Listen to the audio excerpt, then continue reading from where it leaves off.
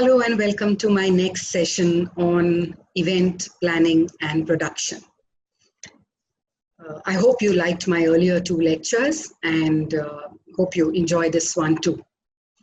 So let's start with the basics, then I'll take you through. So I'll share my deck with you. So here we go. So today we're going to do event planning tools. Okay, the various phases of event planning and event management. So how does, I remember we did in my last lectures, I've done the 6 C's of event management, and I had taken you through the full process. Today we will address a few of them in detail and then the entire planning process. So the first thing that starts, how do you start when maybe an event comes to you, or maybe you plan an event by yourself, or maybe the client wants to do it, you to do it for them. The first thing happens is you have a brief. You get a brief from the client giving you specifics, details about, what is their objective. The first thing is, what is their objective? Why are they doing that event? And when do they want to do it? And who is their target audience? And what are they going to derive from that event at the end of the day?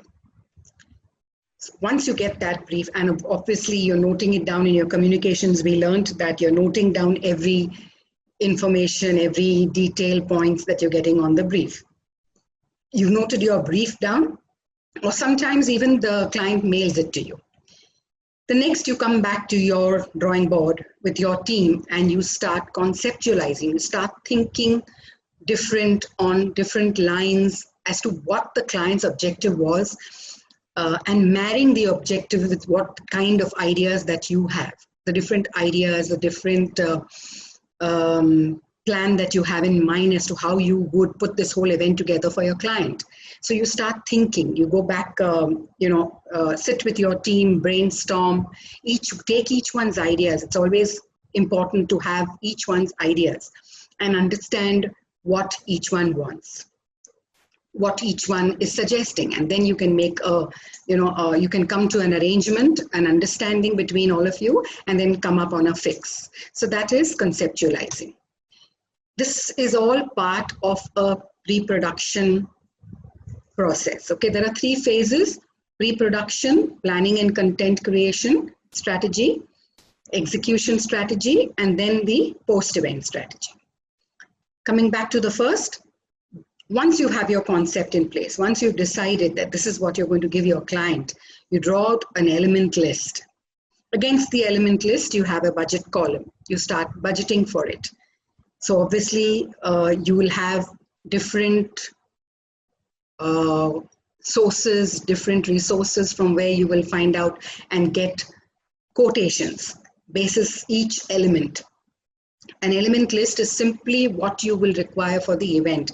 Shut your eyes. I mean, that's how I invented my checklist. And that's how today the checklist is so famous, and everybody, without a checklist, no event is possible. So you draw up an Excel sheet, start with shut your eyes and go take a walkthrough from your event when you get to the entire inside, etc. From the time you're going to start planning, and start putting down a list of sound, lights, venue, set in time, load in, load out, how many days for breakup, etc., etc. I will share an element list with you in another lecture when we do checklists and element list. So, and besides that, you have your budget. Now you have your whole cost. So say hypothetically your event is 15 lakhs. Okay. Now basis that, you start developing content as to what is your event firstly. Is it a music concert? Is it a corporate event? Is it a product launch? Is it a wedding that you're planning? What is it that you plan? A wedding event. Basis what you've done, you start thinking, then obviously you in your brief, you ask questions as to who are the people. Say if take an example, I'm taking an example right now of a wedding event, okay, and the most famous wedding event these days is the Sangeet, right? Now in the Sangeet, we want to know how old is the couple, who are the kind of people that are going to come for that, If it's an after party, then it's going to be just the young crowd. If it is a general one, then is it going to be with the family and the adults put together? Therefore, what kind of content will you develop? What will they like? What are they from abroad? Are they from India? What is their culture? What is their religion, community culture? Basis that, all these points help you develop the content for whatever event you are planning or you're assigned. Likewise, the target audience mapping. So who are going to be there, and therefore what are you going to give them? So if it is one of the functions, again, I'm taking an example of a wedding. There are various functions that people have in a wedding. The after party mainly is for the youth. All right, so there you can't have Talat Aziz coming and singing ghazals. You will have a DJ, and you will have people foot tapping music, and people will be dancing on the floor. But what happens to the adults? So for the adults also, you've been asked to create another event in another venue. Now there, what will you develop? Who will you get? There may be people enjoy a Qawwali night or a Mujra night or different kinds of things. Again, basis the crowd, their age group and tastes. So that's how you plan your target audience. You map out and you plan, make a plan. Come next to the execution strategy. Now, all this is again a full teamwork. There are different teams assigned. We will do it when we go later in the later slides. You'll see that. So right now, this is an overview. I'm just going to the next stage, which is the during the event stage, the show production, literally. Meaning now, if your event is planned, say, 2 months down the line, and you have to start planning. So in that conceptualization, in that element list, etc., you have booked your venue, you have done your work sourcing out different areas, venues, vendors, etc. You've done your homework, you've made all that. That is all the pre-production stage, and it is huge, mind you. Okay, it's a proper full, another big lecture in that, but we have to go as per this phase right now. Next comes your during the event and the show production time, where you have come to that stage now that you will say, okay, let's go with the example of the Sangeet only, all right? So what will the event flow be? Again, it's an Excel sheet where you start putting down 7 p.m., guests arrive, ushers put them in there, have them seated in their places, starters start flowing, ambient music is on, and 8 o'clock sharp, you start the Sangeet. So the MC comes on stage, MC will introduce whatever, MC introduces the performing artist, or there are MCs these days that the family does the anchoring, and they call the people on stage and performance happens. And then again, the main MC comes back and explains, throws the floor open for dancing. That's an event flow. Okay, that is for a Sangeet wedding. Maybe for let me give you an award ceremony one, which is like very, very crucial, because award ceremonies are televised events and you can't have cliches. So it has to be a very tight one, and it has to go snap, snap, snap, one after the other. So there, your minute-to-minute event flow has to be perfect. It keeps improvising. You can keep putting it down and then, keep improvising. It improvises till 6 p.m. in the evening before your event begins. You take your final printout, that event flow goes to the entire team, the working team, the console, people on the console, the backstage management team, the head of the team, etc. Everybody has the same event flow. So everybody knows what's to be done, what time, how does it start, when does it start, when does this end, when is the next entry, is somebody on standby? Okay, that is also a mix of backstage management, stage management, front stage management, and your entire event flows glitchlessly. Come to manpower management. You need to decide what your team is going to be. Now, every team has a different role to play towards all these phases. In the beginning, pre-production stage, they are doing all the sourcing, they're calling the vendors, taking quotations, putting down the budget list, confirming that this is done, concluding a budget list, content department is working on the content development. Everybody is doing their own different work at that stage. They have a different role to play during the event and show, right? And obviously it follows from what they were doing before, but not necessarily. Like the element list person is by all means the production person, and here the production person is on the floor that day during the show time and making sure all his stuff is ready. Are we ready to roll? Is everybody in place? Is all the equipment all ready? Are the bands all set up, etc.? So your team management as to who will do what has to be spelled out very clearly for the 3 phases.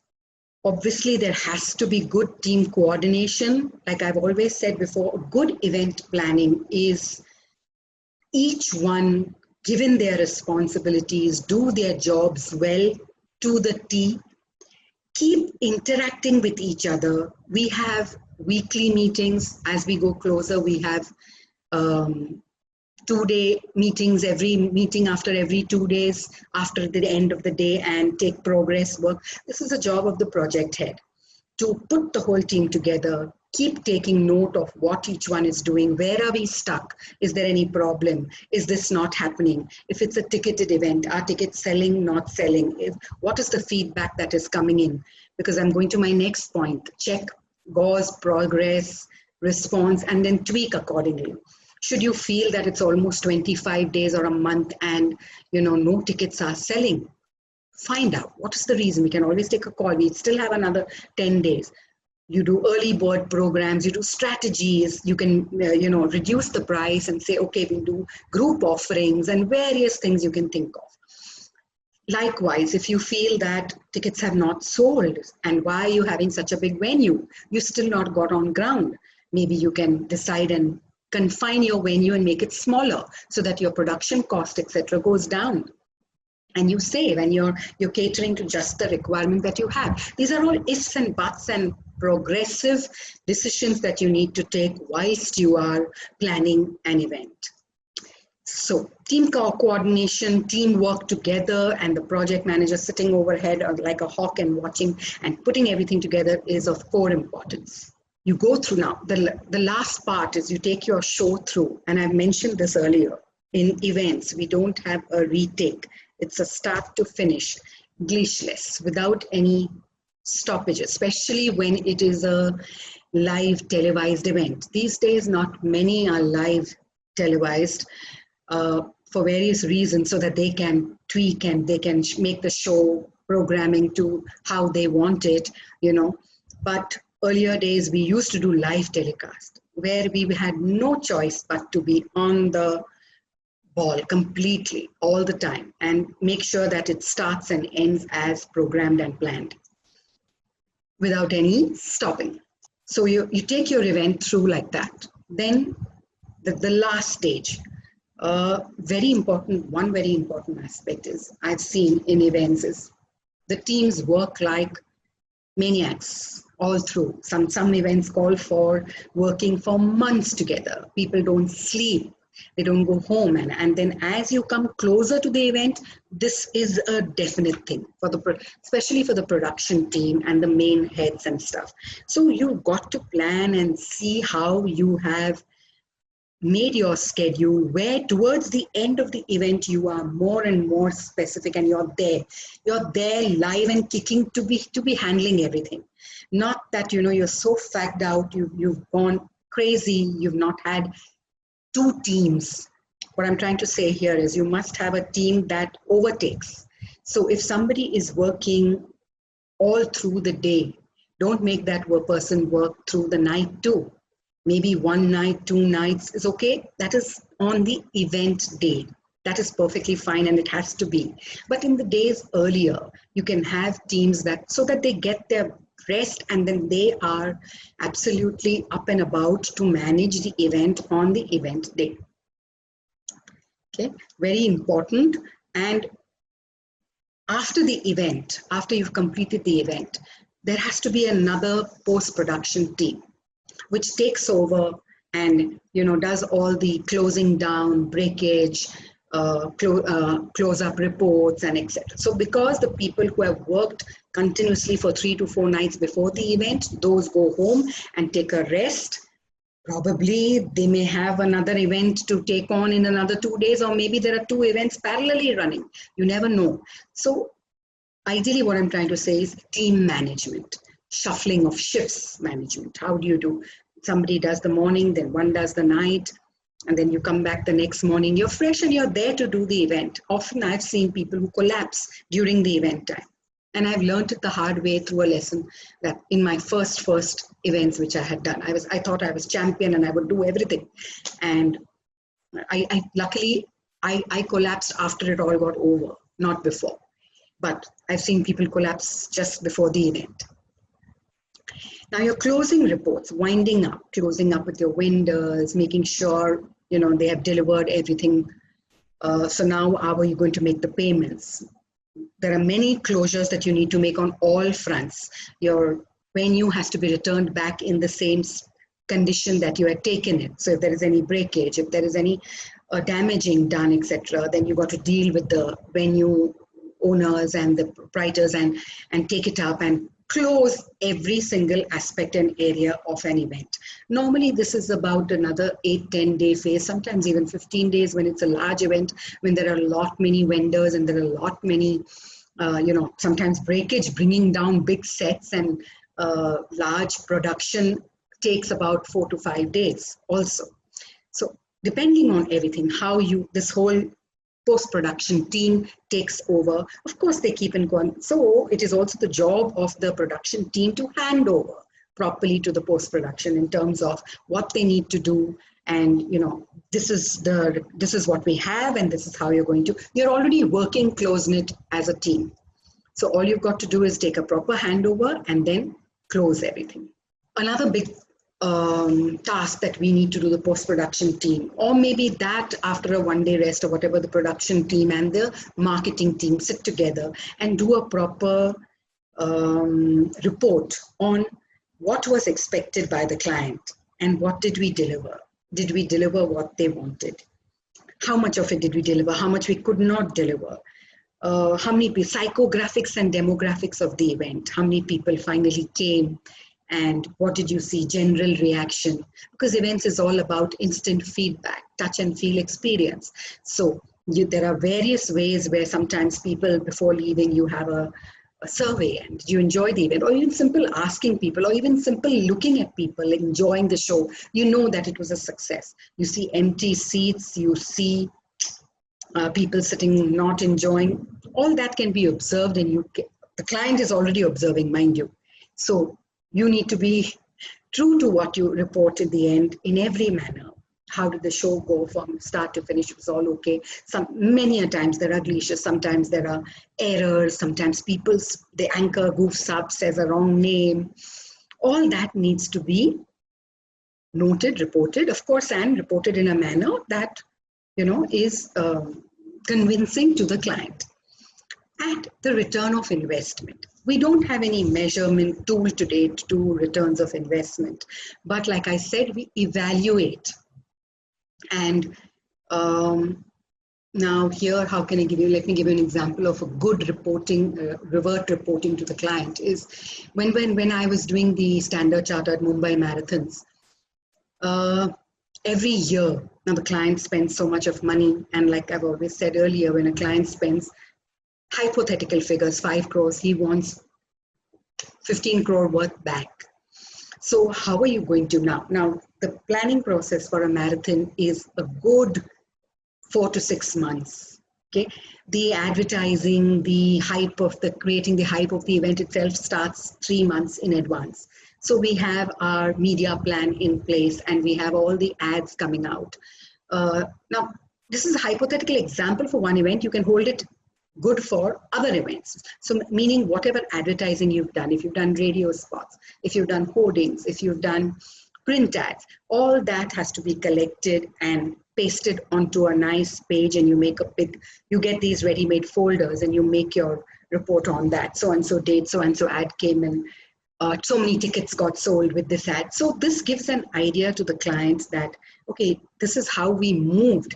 And where did we go wrong or where did we go right, and should we repeat the same? So like that, you've got to give a return of investment, a complete report saying that this is where we succeeded, this is how it happened, this is where it didn't work, maybe we should try better next time, and we have a plan for next time, a better plan, because it's a learning process every time, okay? As long as you don't make the same mistakes again, it's good. And that's how you present this folder. We used to present to the client, go and meet them. It was a review meeting. It was also first a closed door review meeting in your own office, where the whole team sits together and reviews the event and, you know, takes up all the points where if something went wrong, why did it go wrong? What can we do to make it better? And you make your notings, and that's how that same thing you go with a small team again, the main marketing head or whatever, go back with to the client and present this whole closing presentation to the client. That gives the client an idea that, well, I did well with this event. I think I should, this is how we will improvise for the next one. And next year we will do it in this manner.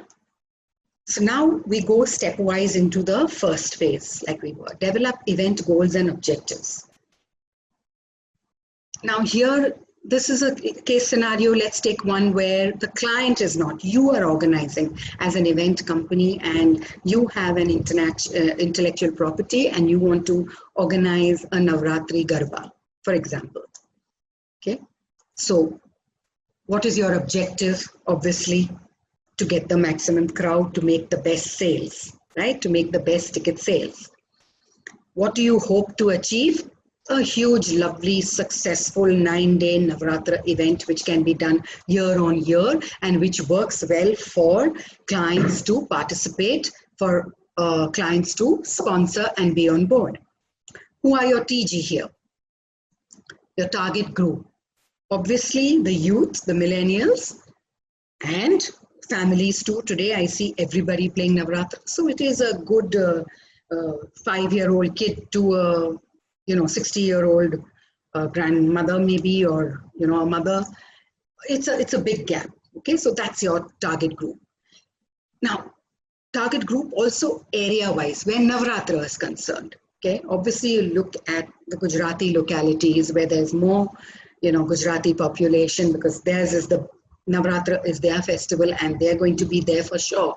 It's like going to the mandir for them, right? So, you select the area where you are going to have your Navratra. It's going to be easily accessible for people to get there. Precisely coming to that, where do you need to have the event? Okay, are you going to have it in some godforsaken place where people are going to have, all dressed up in their glory and the kerias and the ghagras? Are they going to travel and go far away? As it is, the timelines are like 10 o'clock, it shuts down. So, barely there's 2 hours of play. Is it going to work? People will come or will not come. Obviously, therefore, are you going to look at a venue which will allow you to go on till about 1:30 in the night? And therefore, that is a hotel, obviously a hotel banquet hall, or a enclosed place which allows you minimum up to 1:30, where then it makes more sense for you and for the participants. When do you want to have? Now, in this place, obviously it has to be during Navratra. Otherwise, if you're planning other things, then keep in mind is when you come to the third part, when setting a date, is you're considering whether there are exams happening at that time. Do you have that much preparation time? Is it a bank holiday? Are there religious holidays? Will people go away? The long holidays, will there be people? People normally travel during those days, school holidays, etc. Your target group should be available at that time. So these are the questions you want to ask, when you say, when do you want to do it? Where do you want to do it? Okay, that's your preset or pre-plan. Okay? Also, if it is a recurring event, if it's an intellectual property which you're going to do year on year on year, like the Navratra, for example, it makes sense every time that you do a tie-up with a venue for 3 years. it's beneficial, mutually beneficial for both in terms of commercials, in terms of planning. You get used to the place, you know exactly what you want, you know what you've got to do. Many things help in that manner. So when do you want to have it? Go to the on the right side and check the when setting a date plan. Coming to the organizing a team, I just discussed it in the earlier slide. Identify the key project manager, obviously the senior most person who handles. Now, key project manager, there could be 3 to 4 project managers in an organization, depending on the work that is there, the workload, or there could be one, and he could be handling. Ideally, any project manager should be able to handle at least 2 projects parallelly, simultaneously. Okay, if not 3, 2 for sure. So then he identifies the heads for the following. So there is basically you should have a hardcore team of about 4 or 5 people, and then each one has their own hands down. Okay, venue construct and production, very important, because that person is supposed to be on ground there at all times, dealing with all the vendors, checking if they're doing things on time. You remember, you have your backward schedule plan. Are they doing it on time? Like, for example, if you're building a set, day 4, how much has the set been built? Are we lagging behind? Do they have short of labor? Or are they wasting their time? Things like that. So the production person, construct person is on the venue at all times and looking after complete venue in terms of entry gate se lekar passage to the hall where you're doing it, or to the open area where you're doing it, the stage, lights, sound, set, everything. So that's a huge. So he definitely needs hands to run around, legs to run around. So he will get extra hands, and he is the venue construct head there. Should anything happen, he liaisons with the project head. Sound and light. They make a show look good. I mean, sound and lights are the backbone of a good event, of any event, any activity for that matter. So how good, who are the first, who's the vendor? What kind of lights does he have? Now for this, the project manager needs to have good enough knowledge to understand that his production manager has indented for. So how do you go and order sound and light? You have your various vendors. You may have 3, 4, 5 on hand. Again, basis the scale of the event, you will go and approach 2 to 3 vendors, send them a list of what you want on sound and lights. Now you need to understand and learn what lights and sound are. That is again a very technical lecture, but you will get into detailing slowly. But basic sound, few basic things I'll tell you. Sound is denoted basis number of people. So the first thing that you will tell your sound vendor, I want sound, he'll say capacity. One capacity of the venue is one thing. Maybe the venue may take, 500 people, but your requirement in that 500 capacity venue is just 150. So you have to give 150, the number of people, to the guy, so that he understands that, what works for this, whether it's going to be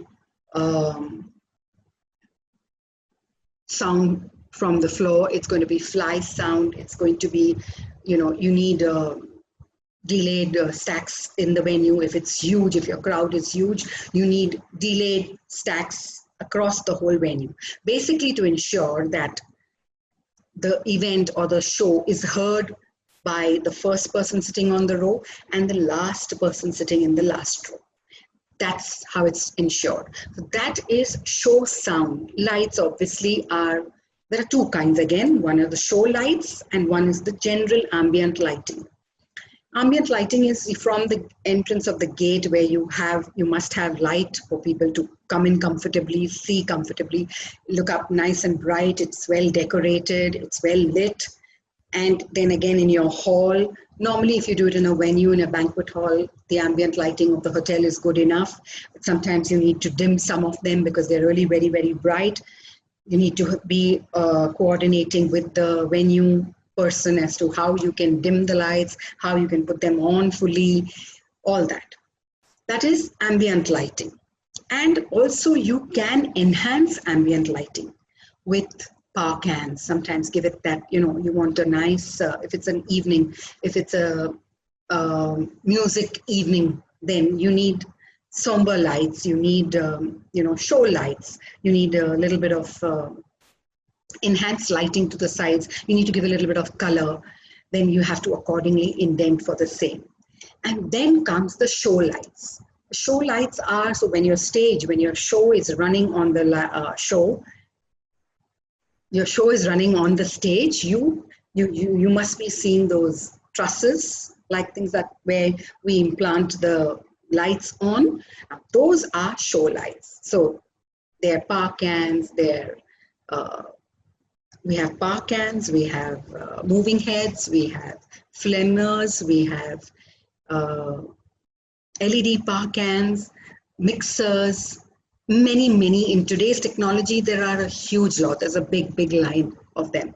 Okay, you also have color labs, which throw color on do color washes.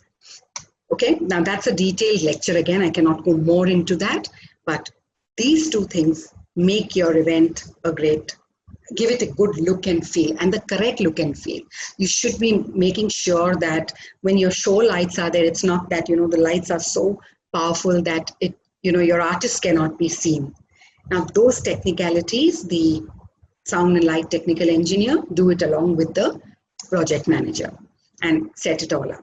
Okay, they do the bit. You have to just oversee and see that it's all okay. Even if it's a television show, all the more, because television has its own technical requirements. It needs to have that proper brightness to shoot from, and therefore you cannot have, even to the extent of lights and color. The color of the lights is also taken into consideration, basis the artist's costume, what they're wearing, what is their background, therefore all that matters. Okay, that's why lights generally are perched up 2 days before the show. 1 day before the show, there's a proper sound and light technical rehearsal that happens, so that we know how we're going to be looking at this and how is it going to be looking on the day of the show. Creative designing here includes everything, all kind of design work that you have to do in terms of whether it is designing your ads, whether it's designing your social media pages, whether it is designing the backdrop of the stage. And obviously there is a consistency in all that. You don't do different designing for different the main logo and the look, the static look, remain constant. The colors remain constant. Just the designing changes from place to place. So for a stage backdrop, I mean, either you use an LED backdrop, then you can do many more things. So this is a creative team doing all the creative work on different areas of designing. Entertainment. What is your event? Who have you engaged? Is there an artist performing? Then the complete tech rider from the artist given to the production head and the sound and light guy, so that they bring their material accordingly.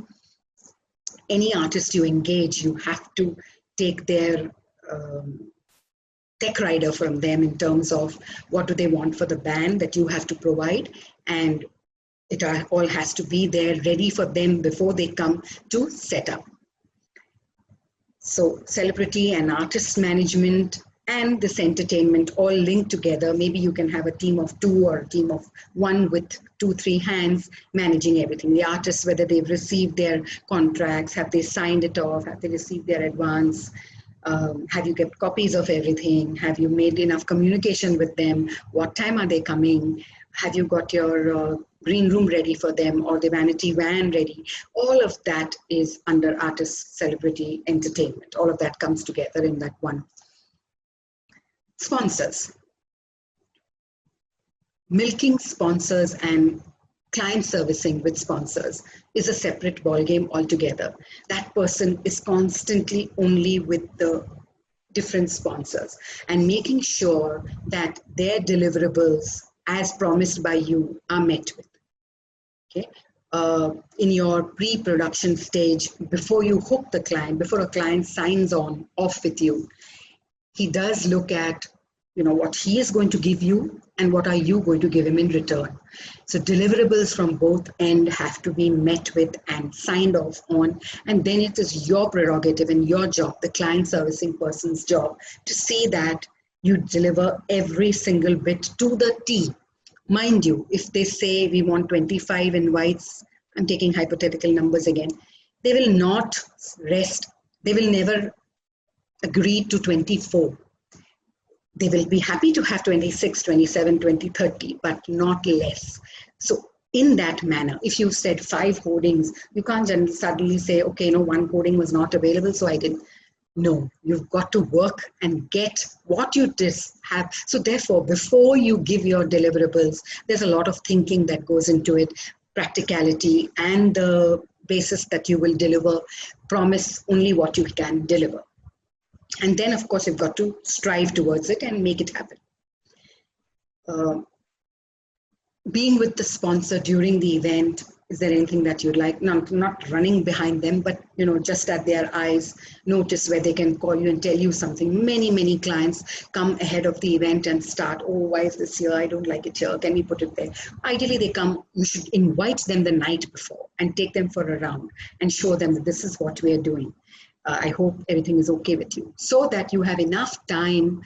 If they want any changes, you can. And obviously, if there are changes which are good for the event and work for both of you, you should do it. Sometimes some clients come out with ridiculous requirements. Obviously, those you can politely decline. That it's not possible, it'll take so much. You have to be honest. No point in saying yes and then not being able to do it. Okay? Because there are many examples, but I cannot go into that much detail right now. So meeting and being with the sponsors, because mind you, if they are there, your event continues year on year, they are happy, they come stay with you, and they go on with you year on year, and also help you grow your event. So sponsors are the God, the Bhagwan. You got to take care of them completely. Make sure they have their marquee as well. They always have a special area for them to be seated. Make sure it's all well taken care of. It's all fully equipped with what they want. Whatever is promised has to be delivered. Manpower and volunteers. You already have, I mentioned this, you already have your team head, then you have your sub-heads, core head, core person, and then he has sub-hands. He has hands down to help him.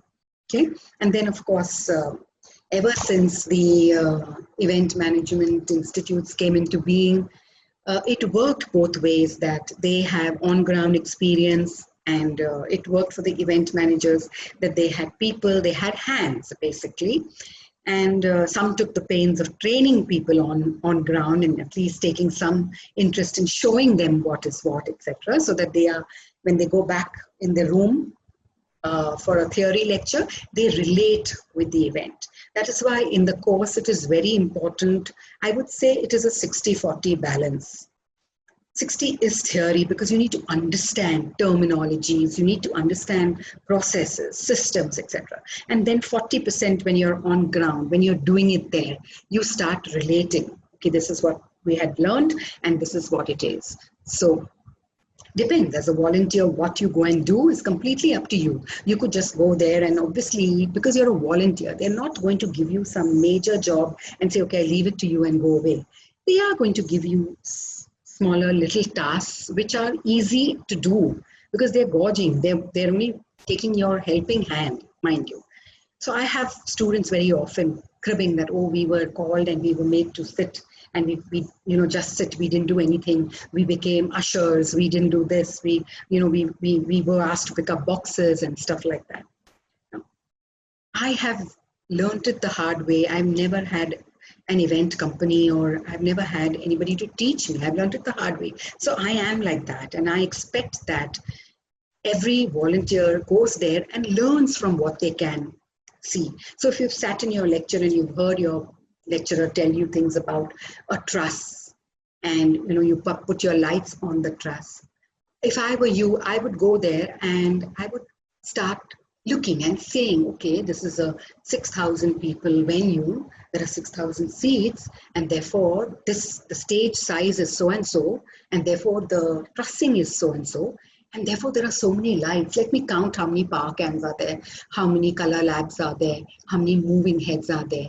And then therefore when you see the show, you'll realize, oh, this is what a light, and this is the kind of sound that we had for the show, and this is what it did to make a fantastic event. Okay, so if I were you, I would go and do the learning from the area. Look at everything and learn everything. Need be, ask questions. I do not understand. What is a console? When you're sitting in the class and listening to console, you can barely imagine. But when you go to the venue, go and see what a console is like, and what does it house, and who are the people sitting on it, and how do they operate it. So volunteering is not a menial job. It is a learning process for everyone. F&B, food and beverage. If it is sales or if it is free for all, whichever way, you've got to ensure that it's all in place. Everything is adequately required, especially water, especially food for your team. Very, very important. Because when you're working, you tend to forget. You get that bare 1 minute or probably that you come and you want to have a bite. But mind you, I'm saying it again and again, you've got to take care of yourself. Because if you act like a hero and say, I don't want to eat now, I'm not going to eat, and then when the event begins, you will collapse. So it is important that you look after yourself and your team so that then they can perform well during the event. Thank you so much.